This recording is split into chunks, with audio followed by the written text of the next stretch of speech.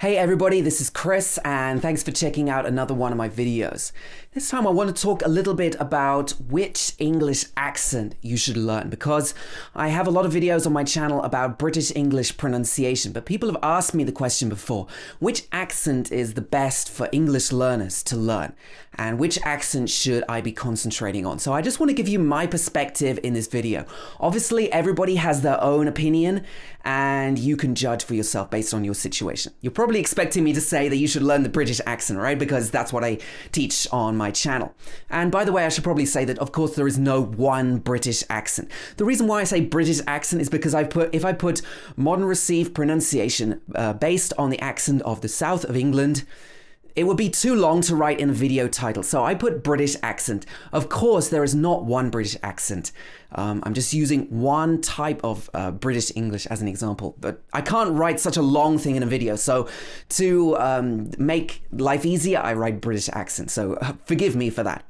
Anyway, that's an aside. So I think the accent that you learn in English, if you do indeed choose to learn an accent, depends on a few perspectives. So first of all is where you live. So if you live, let's say in the UK, you might want to try to speak more like the local people. This is because it might make it easier to integrate into the local culture and it might make your life easier at work and so on, if you choose to do that. However, if you live in the US or Canada, you might want to try to speak more like the locals there. And if you live in India, of course, I have a lot of Indian subscribers to this channel, you might want to just speak with an Indian accent because this is the local accent and it's the most accepted where you are. So it depends partly on where you live and if you want to integrate into the country where you are. And also connected to that, it also depends on what you plan to do in the future. So let's say you plan to study in the UK or you plan to work in the UK, then it might make sense to watch some TV from the UK or to learn the English of the UK because it will enable you, as I said, to fit in more in that country. Or if you were thinking of studying in the US or Canada or Ireland or Australia or wherever, you might want to think about the accent of that country. So number 2 is what you plan to do in the future. Number 3 is what accent do you personally like? So everybody has their own preference. Maybe you like to watch American TV series. Maybe you really like Lost or Breaking Bad or something like that. Or maybe you love British TV series. Maybe you love Peaky Blinders. You love Downton Abbey. You love a specific accent. You like Harry Potter or whatever. So in that case, you might just be interested in the British accent or the American accent out of a personal preference, which is fine. Everybody has their own interests in learning a language. It's not just for work, right? But the next thing I want to say is you don't necessarily have to choose. I've heard a lot of learners speaking with what I call a hybrid accent. So there are some features from the US, some features from the UK, and some features maybe from their local accent, from their local language, which have moved into English as well. The way you speak English will be affected by your native language as well. So you probably, however you try to speak, you will have some features of your native language, and that's absolutely fine. So you don't have to necessarily choose. You can, let's say, watch some American TV series, you can watch British TV series and TV series from all over the world, and you can love movies from everywhere and visit different countries, and you pick up a slightly mixed accent, and I think that's absolutely fine.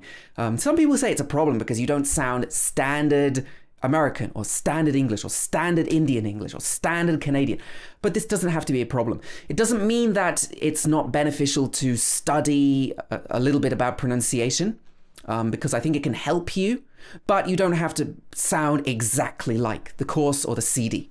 Okay, so even if you have a bit of everything, it's fine. And if you speak with a strong accent from your country, it's also fine as long as people can understand. So I think the most important thing is always understanding. Is it very easy for people to understand you in the places that you want to visit and the people that you want to deal with? So let's say if you come to the UK, you still speak with another accent. As long as people can understand you and you're happy not sounding like a local, that's absolutely fine.